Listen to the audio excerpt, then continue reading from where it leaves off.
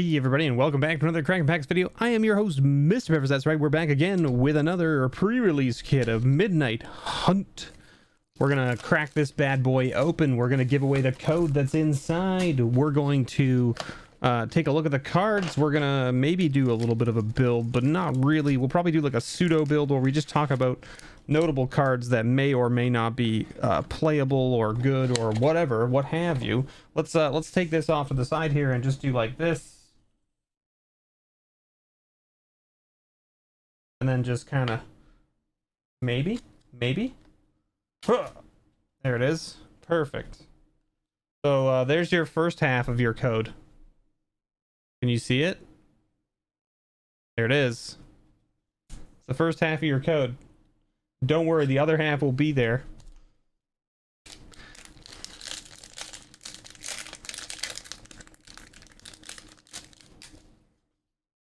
Let's see what we got. No Way Out, Bramble Armor, Pax Betrayal, Shipwreck Sifters, Duress again, Timberland Guide, Famished Foragers, Eaten Alive. Very good removal spell in this format. Sorcery speed, yes, but it exiles things instead of destroying them. Notably very good. What is this? A 3/1 with Flash for 2 mana? Alright. And then you can sack it and blow up an enchantment. Seems pretty good. Okay, our flip card was a Morning Patrol, which flips into, of course, the Morning Apparition. We got a Ritual of Hope. You control, get +1/+1 until end of turn. Alright, cool. Rise of the Ants. Ooh, this is a fun little card. So this is a fun little card. Death Bonnet Sprout. Notably here it says at the beginning of your upkeep, mill a card. Then if there are 3 or more creature cards in your graveyard, transform it. And you transform it into the Death Bonnet Hulk, which is a 3/3 instead of a 1/1. It says at the beginning of your upkeep, you may exile a card from a graveyard. If a creature card is exiled this way, put a 1/1 counter on Death Bonnet Hulk. So it lets you exile your opponent's sweet disturb cards and get counters for doing so. So that's not too shabby. And our first rare from this pack is a Hallowed Respite, or Respite, which is exile target non-legendary creature, then return it to the battlefield under its owner's control. If it entered your control, put a 1/1 counter on it, otherwise tap it. It lets you bounce their thing if you want to get it out of the way, or it lets you put a 1/1 counter on a thing that you control, right? Because you bounce their thing, and it taps it if it's not yours, basically. So it removes a blocker, basically. Crawl, very good.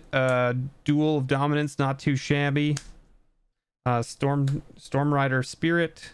Burn the Accursed, not a bad little removal spell. Immolation. Sun Gold Barrage, not a bad removal. We got a Showcase Border Harvest Tide Infiltrator, which flips into the Harvest Tide Assailant. We'll put that down here. We got a Ghoulish Procession as our first uncommon. I haven't seen this one yet. What is this? Whenever one or more non-token creature dies, create a 2/2 black zombie token with Decayed. This ability triggers only once each turn. Interesting. So it just gives you a creature for any creature dying on your side, right? Oh, it's not even your side. It's if their creatures die too. Wow, alright. So if your opponent's creatures die, you get a 2/2. That's alright. Voldaren Ambusher, so you can get it to trigger twice, basically, right? We got a Blade Stitched Scab, which is a good little, this is like a zombie lord, basically, but not quite a lord, because it only gives +1/+0 instead of +1/+1.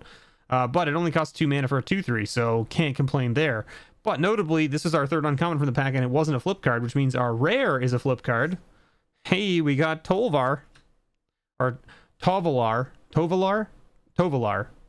So this is the 3/3 for 3 that says whenever a wolf or werewolf you control deals combat damage to a player, draw a card. At the beginning of your upkeep, if you control 3 or more wolves and or werewolves, it becomes night. Then transform any number of human werewolves you control. And notably, the backside here says whenever a wolf or werewolf you control deals combat damage to a player, draw a card.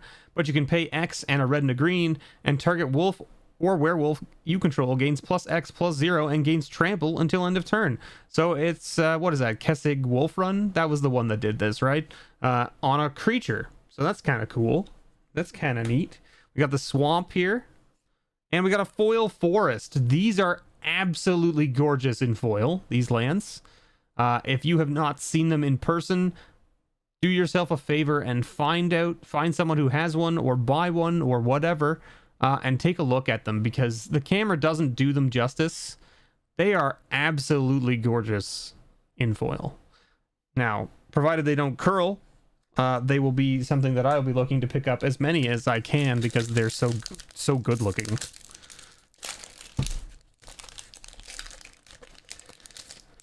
Just absolutely gorgeous. What do we got here? Olivia's Midnight Ambush, very good removal spell.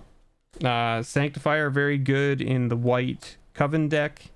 Revenge of the Drowned, Ritual Guardian. We got the Bird Admirer, which is the one that likes to collect birds, but then unfortunately the backside of said human likes to eat the birds that have been collected. So the hunger won't be satiated until they've tried every bird on Innistrad, but the human just wants to, collect the specimens of every bird on Innistrad. Speaking of birds, we've got Ominous Roost here, which is whenever you cast this spell or you cast a spell from your graveyard, create a 1/1 bird creature that says this creature can block only creatures with flying. We've got a Sunrise Cavalier, and then our flip uncommon is a Village Watch, which flips into, of course, the Village Reavers. So there you go. And all right, cool. We got a Borderless Deserted Beach. I haven't seen this land yet at all until just now, so I didn't even know that the blue-white land was in this set, but here we are. But that's gorgeous, and these lands are sweet. You don't really need them in your sealed pools per se, but they are nice to have. They are nice to have just in general. We got an Ooze token there. And they're going to be playable lands too, because the only turn that they aren't good on is turn 2. That is basically the only turn they're not good on. So as long as you have other lands to play, you either, like, put it this way, if you have a hand with that and another land in your hand, you play that on turn 1. As long as you don't have a turn 1 play, it's not going to slow you down, right? If you have only that and another land in your hand, you don't wait to turn 2 to see if you draw a third land, basically. Right? I mean, you could, I guess, risk it, and then if you don't draw land, you just pay for it, I guess. But, yeah, I mean, I think if it was me, and I had an opening hand with one of these lands and a land in my hand, I would play this land first, and then play the second land, and then if I drew a third land, then it comes into play untapped, which is basically the same as taking the risk, only without having paid for the risk. The only thing you don't get to do is play a 1-drop. That's it. But that's not too shabby. What was our flip card? The Gale Drifter, which flips into the 2/2 Whale Drifter. Gale Drifter into Whale Drifter. Hilarious. Odric's Outrider as our first uncommon. Second uncommon is Borrowed Time. Great little removal spell, just like an enchantment that just exiles things until it leaves play. We've seen a bunch of those over the last few sets. We got a Baneblade Scoundrel. This card is very, very good in Limited. So this is 4/3 for 4. That when it attacks, the creatures blocking it get -1/-1 until end of turn. And if you flip it over, it becomes a 5/4 that does the exact same thing, except that whenever a creature blocking this dies, they lose a life as well. Your opponent loses a life. And our rare is a Sigarda's Splendor. My latest sealed pool on Arena had 2 copies of this, and I was like, huh, that sounds cool. And then my white pool was like not very strong, and I was like, oh, that's not great. I was like, this card's never going to do any work for me. I'm running it still because I want to try it and experiment with it and see, but it's not doing a lot of work for me. Got a nice plains there, and we did get a foil, Seize the Storm. All right, cool. That's our first foil for the pack. For this pack, was it? I don't know. No, that was the second foil. We had a blue foil, right? We had a blue foil already. I'm already losing track, eh? Look at that. I'm already losing track. It's only been 9 minutes. Already losing track of what I've opened. The Drownyard Amalgam is very good because it's unblockable for 3 mana, which is very strong. Here we go. This is my favorite one, right? This is Nightling Bolt. I don't know if you heard that in my last video, because it's just Lightning Bolt only, but only at nighttime, right? It's only Lightning Bolt at nighttime, so it's a Nightling Bolt. I think that's fair. We got Ecstatic Awakener, Awoken Demon. Stromkirk Blood Thief, a Lunar Frenzy, and we got a Grizzly Ghoul here. We have a lot of like multicolored cards this time. We got a blue black, a white red, a red green, and a white blue, and now a green black. We have one of every color pairing, I believe, that exists here. But notably, no uncommon flip card in this pack, which means another flip rare. And our flip rare is a Brutal Cathar, which is a 2/2 for 3, 2 and a white. When this creature enters battlefield or transforms into Brutal Cathar, exile target creature and opponent controls until this creature leaves the battlefield. Okay. And on its flip side, it becomes a 3/3 first strike with ward, pay 3 life. I see. So it just exiles things and then becomes this horrible house of a card that's like, murder me if you dare kind of thing. Hilarious. That's a cool looking wolf token. Cool looking wolf token.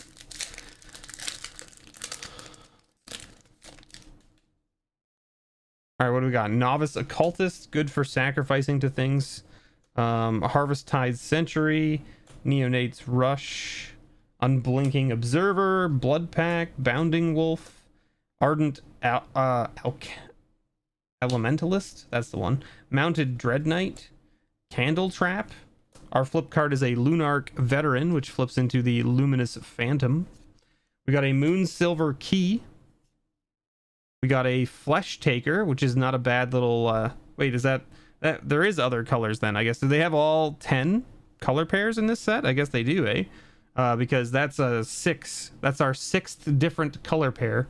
We've got Orzhov here, Azorius, Gruul, Golgari, Boros, and Dimir. So there you go.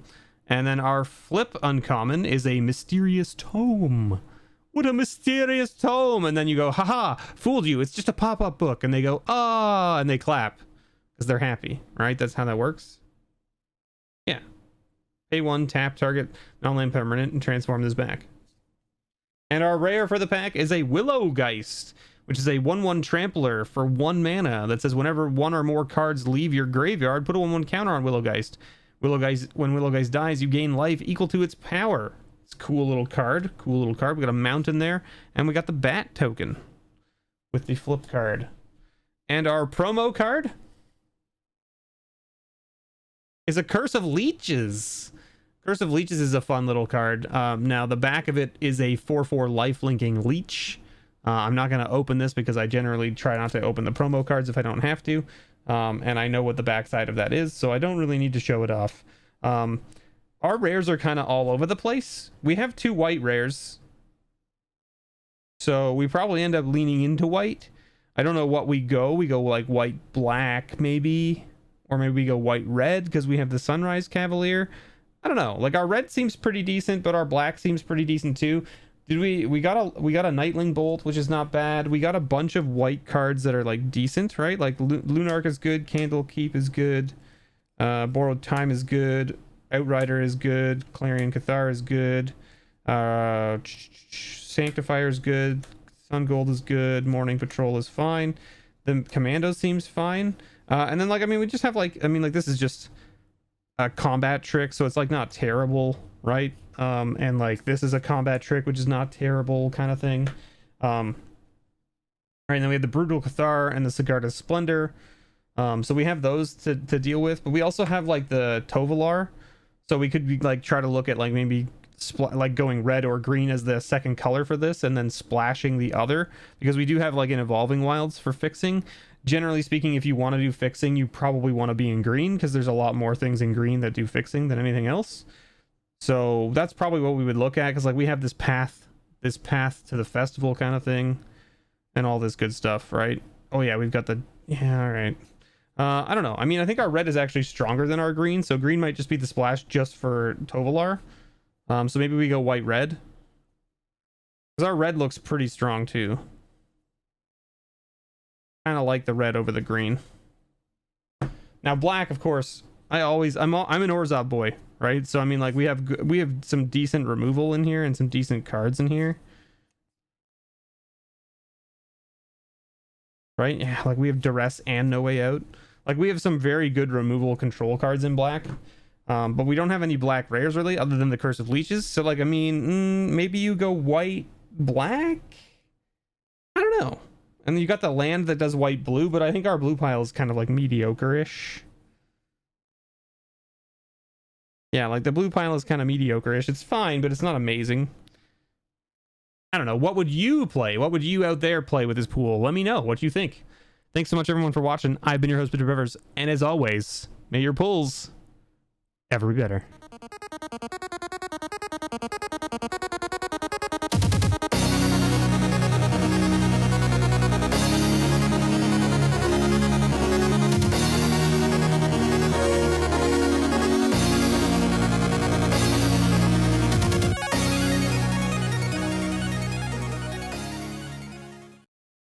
Did you stick around?